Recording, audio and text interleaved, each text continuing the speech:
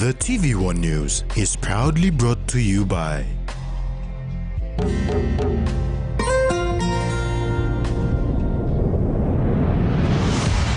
BSP, our bank, our people.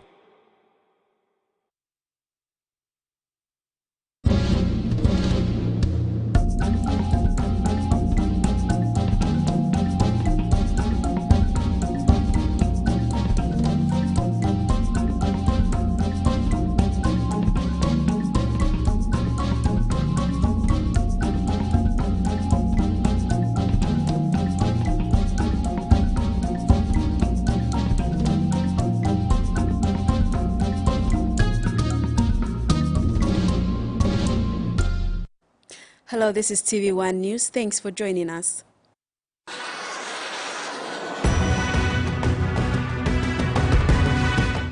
In this edition, restructure of all functions, PM calls for support, and Gordon Secondary celebrates Golden Jubilee.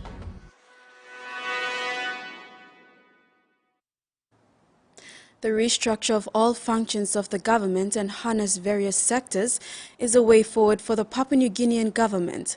Acting Prime Minister John Rossos said the government is harnessing the potential of various sectors, such as the renewable and non-renewable sectors that have been lying dormant for the last 46 years. Rossos stated that now is the time to anchor these vast and abundant renewable resources to be the combustion for manufacture and draw maximum profit outputs. While our focus in years gone by was mainly on the non-renewable resources sector, which is depletable and only serves 10% of the economy, we are now giving equal attention to the renewable sector that serves 80% of our people who can be empowered and meaningfully engaged when we appropriately harness the agriculture industry. Prime Minister James Marape has outlined the country's 5-year plan to the United Nations, which focuses on building a resilient and diversified economy, invest in high-quality economic and social infrastructure, ensure fair and equitable natural resources development, address business and investment confidences, strengthening the rule of law and domestic security, deliver quality education and health to all, and strengthening the institutions of state, including governance. When addressing the United Nations General Assembly in New York on Thursday, Prime Minister James Marape says the core focus of his government for the next 5 years will be to build a resilient and diversified economy, among others. He said these are fundamental building blocks of the country that should contribute towards peace, prosperity, and sustainable development as proposed by the UN President. Mr. President, as Papua New Guinea approaches our 50th independence anniversary in 3 years' time, my government is also prioritizing industrializing our economy through import substitution, value-adding and downstream processing of our vast natural resources with the use of modern, clean, green technology that will not compromise my country's rich biodiversity and our pristine natural environment, for it is believed Papua New Guinea, and it is documented rather, Papua New Guinea has about 5 to 6% of world's biodiversity, and our huge tropical rainforest, third only behind Congo and Amazon areas of our planet. The Prime Minister assured genuine foreign investors of a fair, equitable, and secure returns on their investments. Mr. President, while we note the global community's call for domestic revenue sources to be expanded and better harnessed for development financing, we also recognize that the existing global economic and financial architecture is weighed against developing countries like myself or Papua New Guinea. This structure needs to be changed to the better so that it supports all developing nations in their development needs. Lest we forget, and I say lest we forget many times, small developing countries get to bear the brunt of global economic and social wars that they have no hand in engendering. Freddie Mo, TVWAN News. Prime Minister James Marape has urged international communities to support the proposed Small Island Developing States Multi-Vulnerability Index as a tool to support concessional, financing and debt relief. He said given their special circumstances amidst the ongoing increasing challenges, SIDs continue to face development needs, including food securities. Speaking at the United Nations General Assembly meeting in New York recently, Prime Minister James Marape is urging international communities to support small island developing states who are currently facing economic challenges, including food securities. He said many parts of the world are facing food insecurity, hunger and poverty, and Papua New Guinea can be a country of food production. Papua New Guinea's 8 million people live in a landmass of 464,840 square kilometers of land. Our country has rain and water with abundance of sea equally as a food source. We are presently supplying, for instance, tuna to Asia and Europe. Papua New Guinea has enough land, sea, and people to be a food supplier to the world, Mr. Secretary General, in response to your concerns for global food security. He told the United Nations that the government has inserted efforts to address the imminent problem by placing more emphasis in the agriculture sector. He added that this is viewed not only as a revenue source for the economy, but also a conduit to empower the majority of our rural communities through introduction of innovative farming methods in cash crop production, livestock and poultry, to take ownership and leadership of development needs and livelihoods, and at the same time also foster poverty alleviation and food security. It is from this perspective that we have established new ministerial portfolios for oil palm, for coffee, and for livestock that will assist us cater better, not only for the needs of majority of our rural communities and their local economies to be integrated into the national and global markets, but also to improve their lives and livelihood, to be a source for food security and hunger and poverty alleviation for our own country, as well as export to other countries. We therefore welcome new international development partners to work with us in the agricultural sector, particularly in the downstream processing of products that adds value and supports local communities and our country.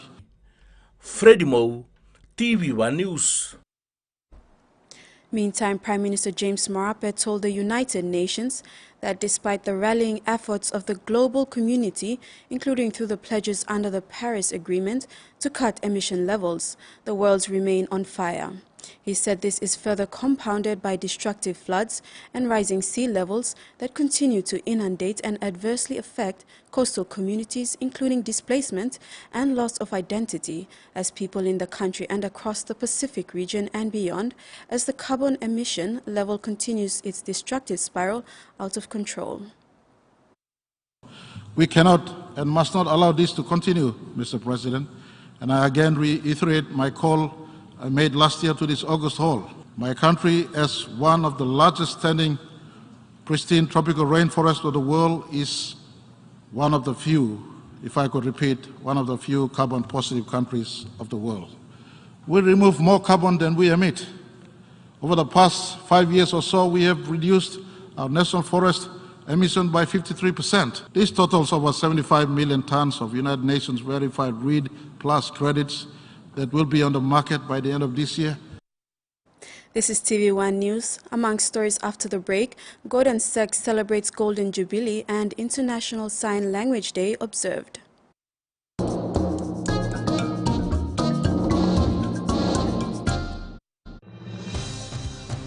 With BSP Internet Banking, you can enjoy your banking at home, at work, or wherever you are. BSP Personal Internet Banking allows you to view your accounts and transactions, transfer money, bill pay, schedule future payments, or access your bank statements. Visit your nearest BSP branch to register now. BSP Internet Banking, the smarter way to bank. BSP, our bank, our people.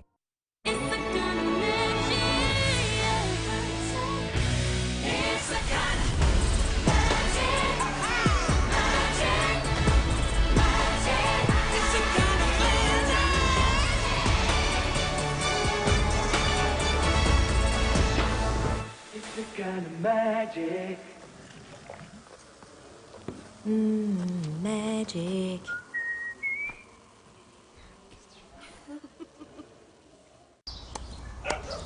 Ton, Hino ton. Dreaman yet. If you can't stop thinking about the Hino range of trucks, then you better drive one today. Hino. Ton.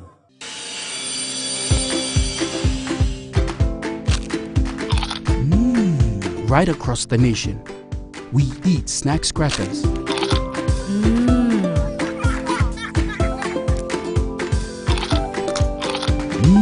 Emi trupla. All get a young plana lapun, only like him snacks crackers. Only make him here, no PNG, one time lay biscuit company. It's crunchy and tasty. It's irresistible. Yumi save osem COVID-19 senisim life belong Yumi. Em senisim how Yumi save come one time. Yumi think more belong health belong Yumi lotete ino olsem before. That's all. Yumi save osem senis na nubla pasin no make him all something and help him Yumi come up healthy and strong more. Yumi olgeta must work boom one time. Long banisim Yumi yet long sick COVID-19 na strong him country belong Yumi. Long panim out more long display COVID-19 suit go long how sick staff close to long you or ring him display number 1-800-200.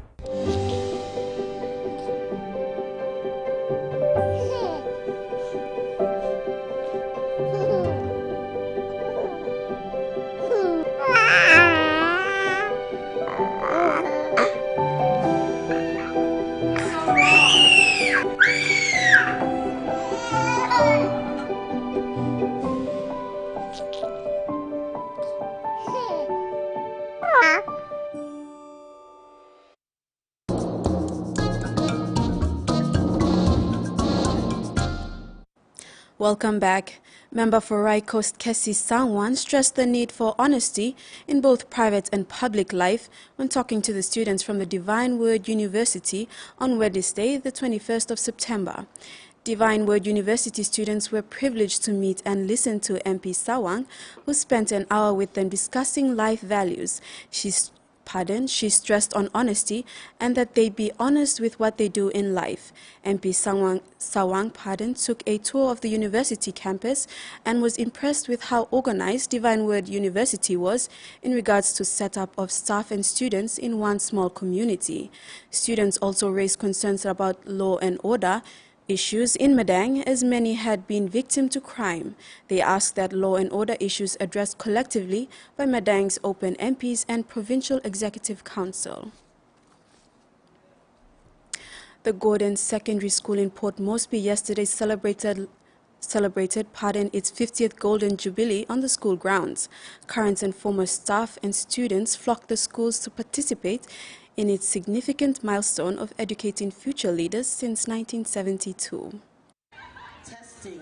Current and former staff and students of Gordon Secondary School celebrated the school's 50th Golden Jubilee on the school grounds on Friday the 23rd of September. Special guests invited to the celebration included MP for Hirikoyari Keith Iduhu, the former principal of the school and current Assistant Secretary for NCD Education Services Sam Laura, and the High Commissioner for India to Papua New Guinea in Basaka Sundaramuthi. School Principal George Weck Kenega gave a history of the school, saying that the school served as Gordon High School from 1972 to 1993. In 1994, it changed its status to secondary. Organizing Committee Chairman John Gitiri acknowledged the school for the milestone. The school has more than 1,500 students, 61 teachers and 17 support staff. It sees off an average more than 300 grade 10s and 12s every year. Now, after the first 50 years, what next? We're aiming for the next 50 years. In the 1990s and the early 2000s, this school used to be the top school in Papua New Guinea. Why can't we have that? But to do this, we need strong leadership and planning. The students too need to, put their heads down and be dedicated to their studies. Sponsorship money is still coming in. What's coming in will not be spent, but parked aside to refurbish the assembly hall. Ex-students were grateful to meet up with former classmates, including Peter Sea, a Dux Prize recipient for the year 1975. Sea is currently the sub-editor for Post Korea. Actual fact, I've been here, this is the second time I've been back since I left. The first time was in 1992, I think, for the 25th anniversary, and this is the second time back. And since I couldn't work my way out trying to walk through here, because we didn't have too many classrooms like this, but the school has really changed. Alongside Ser was former student David Pei Silovo, who was the runner-up Dax awardee for the year 1975. Silovo works with the PNG National Rugby League competition. The day was celebrated with traditional dancing, a fashion parade and live band. There were also speeches by pioneer students and parades by classes from the different eras. International Sign Language Day was observed yesterday. The hearing impairment community in Port Moresby gathered to commemorate the day. The UN General Assembly proclaimed 23rd of September as International Day of Sign Language to raise awareness of the importance of sign language for people with hearing impairment. The hearing impairment community in Port Moresby gathered together to commemorate International Sign Language Day on Friday, 23rd September. The UN General Assembly proclaimed 23rd September as International Day of Sign Language to raise awareness of the importance of sign language for our people with hearing impairment. Constitutional Law Reform Commission Secretary Dr. Mange Matui during the event said the law and justice sector will continue to integrate disability in their programs and activities. Dr. Matui said it is important for government officers and government agencies to be aware of the challenges of people with disabilities in PNG so they are able to develop policies and programs to impact their lives. About 975,500 people are living with some forms of disabilities in PNG, of which only 2% have access to public services. About 30,000 out of this 975,500 people have hearing impairment. Dr. Matui said making inclusion real is a big challenge in PNG, adding that we must care for our vulnerable and minority population so they too can get ahead in life without struggle to achieve their goals. Carol Kido Jr., TVWAN News. Students at the James Cook University in Townsville, Australia, participated in celebrating PNG's 47th Independence Day by working long and hard to present a spectacular night to remember. Despite being far from home, the JCU PNG Students Association pulled off a great show in showcasing the diversity of different regions and provinces of their home country in food, art, sing and dances. This family-friendly event welcomed all walks of life in enjoying a slice of PNG's diverse culture and tradition. The students showcased what was said to be an eventful display of cultural attire representing the 22 provinces of Papua New Guinea, and this was achieved through the 4 regions of Momase, Highlands, Southern and New Guinea Islands. The JCU PNG students celebrated the country's independence in Wulgurukaba and Bindal Land, where the people are the traditional owners of Saunders Beach.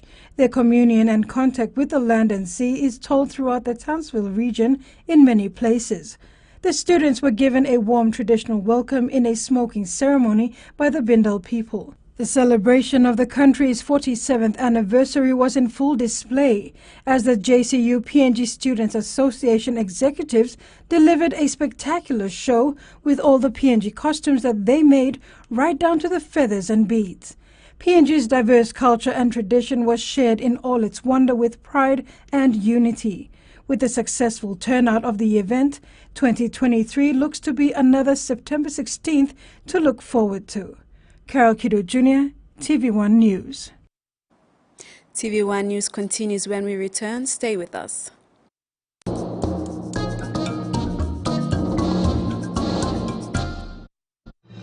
Experience a convenient and smarter way to do your banking with BSB Mobile Banking. You don't have to leave the office or your home to pay for bills. You can view your account balance, transfer funds, top up phone credits, or purchase Easy Pay units wherever you are.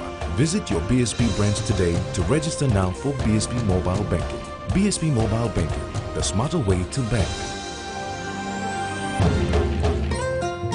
BSB, our bank, our people. When you're spending time with family,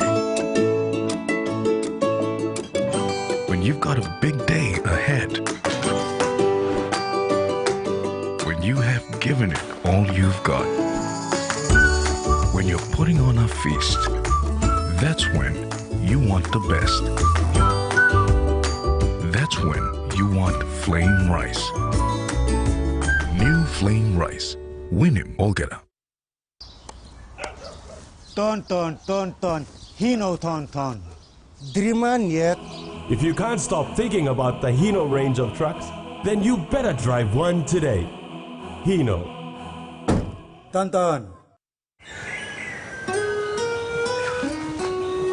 From the rich soils of the highlands, the finest coffee has been grown by generations of Papua New Guineans. Expertly blended and roasted with over 80 years of experience, making the finest cup of Nescafe New Guinea blend.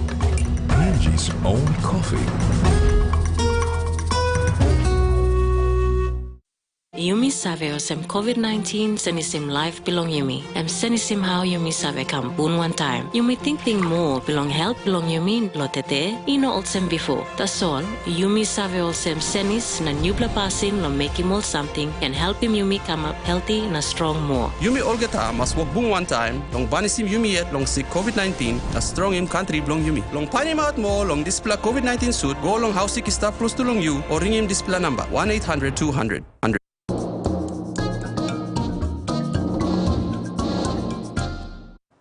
Welcome back.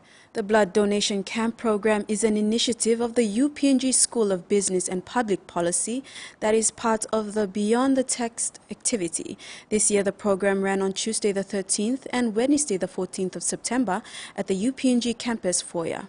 UPNG Vice Chancellor Professor Frank Griffin and the Dean of SPPP Professor Lakshmi N. Pillai officially opened the program, attended by senior faculty members and the blood bank team from the Port Moresby General Hospital and a representative from the sponsor PNG. This is SPPP's third blood donation camp, and 150 donors donated blood. In 2017, there were 100+ donors, while in 2019 there were close to 400 donors. Due to COVID-19, SPPP could not run this drive in 2020 and 2021. Every year, SPPP does this important community service to celebrate Independence Day in most socially responsible manner. Speaking at the Energy Summit on Kumul's petroleum social investment work, KPHL Executive General Manager for Corporate Affairs, Luke Liria, explained they have focused their social investment work on three main areas: works that are in support of the health sector with the National Department of Health, energy with power, PNG Power, rollout of rural electrification along some LNG footprint areas as a priority project, and support of education in the front loading of the fuel that they work in. Since getting their mandate as a stakeholder and becoming a national oil company by an Act of Parliament in 2016, KPHL has been involved in supporting the health sector, rollout of the electrification program, and education apart from their involvement during the COVID crisis. They recently helped with funding with the National Cancer Center in Lae, which is in progress, and a 50 million kina cardiac facility at the Port Moresby General Hospital. KPHL Executive General Manager Corporate Affairs Luke Liria said their support in cardiac and cancer matters are of great importance in the country today. We've chosen cardiac and cancer. We didn't go ahead and choose. We did a huge study on these two areas, and Umul wanted to find out where we would do our social investment in. And the government and the health department came back to us and said these two areas are critical for the country now. If you want to support us, this is the areas. KPHL is also supporting 8 radiation graduates as the country is at a point where it can no longer allow stop-start medical service delivery. KPHL has also been working with PNG Power in their investment hub in the LNG footprint in helping the government reach its 70% power delivery across the country by 2030. Liria said they have invested close to 70 million across Southern Highlands and Hela. And then the segments of rural electrification, as my boss Waku said, across Jiwaka, Chimbu, Goroka, Morobe. We will slowly, subject to annual operating plan. These things we don't. He said rural electrification is one key way that KPHL will use to reach the LNG footprint area and slowly help the government put its agenda through to electrify the nation. Karakiru Jr., TV1 News.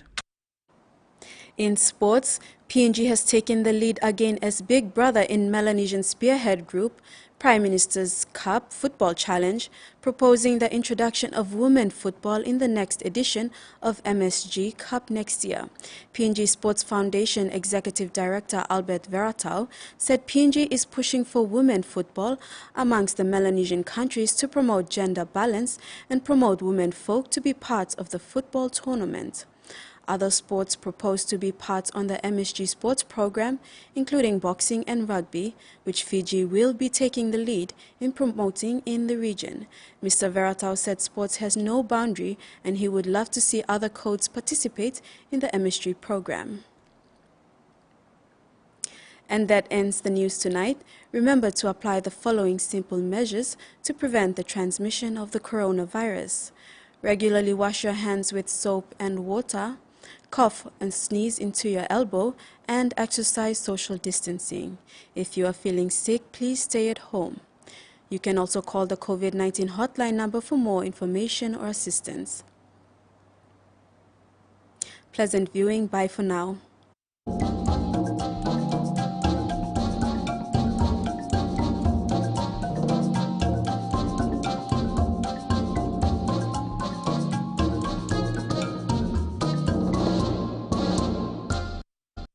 The TV1 News was proudly brought to you by